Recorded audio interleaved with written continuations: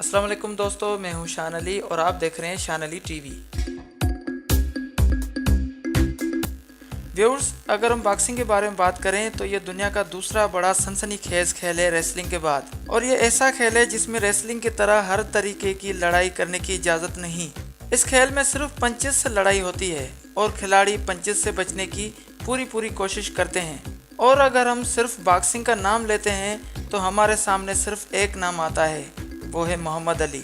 دوستو، آج کی یہ ویڈیو دنیائے باکسنگ کے شہنشاہ محمد علی کے بارے میں میں نے بنائی ہے۔ امید کرتا ہوں ہماری ہر ویڈیو کی طرح یہ ویڈیو بھی آپ کو ضرور پسند آئے گی۔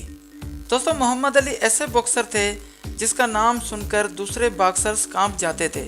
دوستو، محمد علی دنیا کے سب سے بہترین باکسر تھے کیونکہ انہوں نے اپنی زندگی میں کل 61 انٹرنیشنل باکسنگ میچز کھیلے تھے۔ 5 میچز میں ہار کا سامنا کرنا پڑا اور 56 میچز میں کامیابی حاصل کی انہوں نے۔ دوستو، محمد علی باکسنگ کے بادشاہ ہونے کے ساتھ ساتھ لوگوں کے دلوں پر بھی بادشاہی کرتے تھے۔ یہ ایک اچھے باکسر ہونے کے علاوہ ایک رحم دل اور اچھے انسان بھی تھے۔ محمد علی ایک بہترین سوشل ورکر تھے جنہوں نے امریکہ کے معصوم لوگوں پر ظلم کرنے والوں اور نسل پرستی کرنے والوں پر آواز اٹھائی۔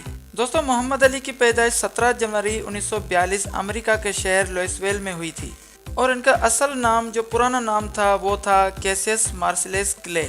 دوستو، ایک میچ کے دوران دوسرے حریف کھلاڑی کو پنچ مارتے وقت اچانک ان کے منہ سے آواز نکلی اور انہوں نے کہا یا علی، تو وہ کھلاڑی ایک پنچ سے گش ہو گیا تو محمد علی حیران ہو گئے۔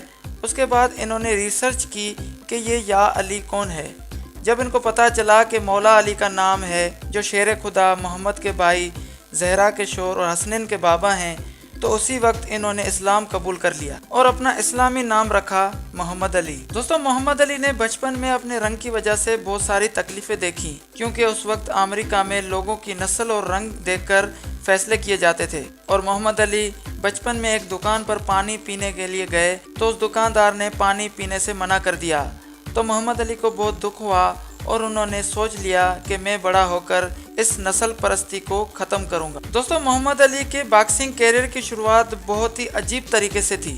ہوا کچھ یوں، بچپن میں ان کے پاس ایک سائیکل تھی جس کی صفائی کا خیال اور حفاظت بہت اچھے طریقے سے کرتے تھے، لیکن قسمت میں جو ہونا ہوتا ہے وہ ہو جاتا ہے۔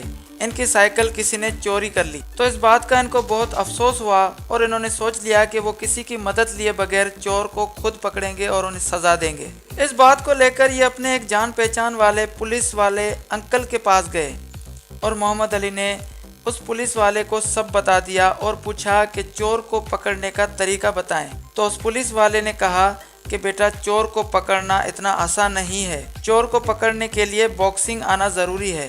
اس بات کو محمد علی نے بہت ہی سیریس سمجھ کر باکسنگ سیکھنا شروع کر دیا، اور وقت گزرنے کے ساتھ ساتھ محمد علی کے سر پر باکسنگ کا جنون سوار ہو گیا، اور کچھ سال بعد روم اولمپکس 1960 میں دنیا کے سامنے عظیم باکسر بن کر آئے اور گولڈ میڈل اپنے نام کیا۔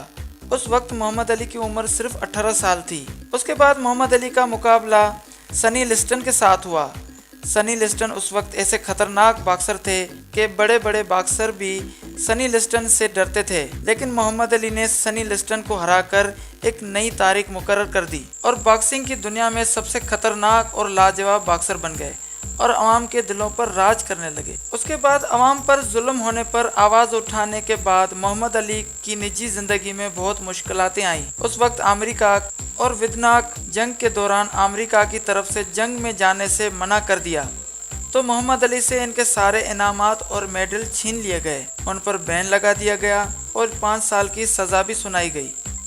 ویورز، اتنا کچھ ہونے کے باوجود بھی محمد علی نے ہمت نہیں ہاری اور امریکی حکومت کے خلاف عدالت میں کیس درج کر دیا، اور پھر جیت تو ہمیشہ سچ کی ہوتی ہے، اور محمد علی پر لگائے گئے سب الزامات ختم کر کے محمد علی کو ان کی ساری چیزیں واپس کر دی گئی، اور پھر 3 سال بعد انہوں نے پھر سے باکسنگ کی دنیا میں اپنی بادشاہی قائم کر دی اور باکسنگ کیریئر میں 3 دفعہ ہیوی وائٹ چیمپئن بنے۔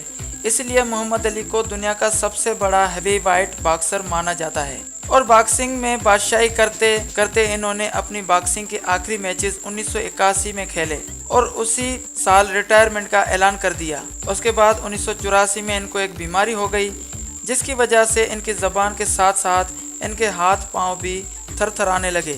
लेकिन मोहम्मद अली की कोशिशें आखिरी सांस तक इनकी हमसफर थीं और दुनिया भर में इन्होंने अमन और भाईचारे का पैगाम फैला दिया। दोस्तों 2005 में मोहम्मद अली को अमेरिका के सबसे बड़े award presidential medal of freedom से नवाजा गया।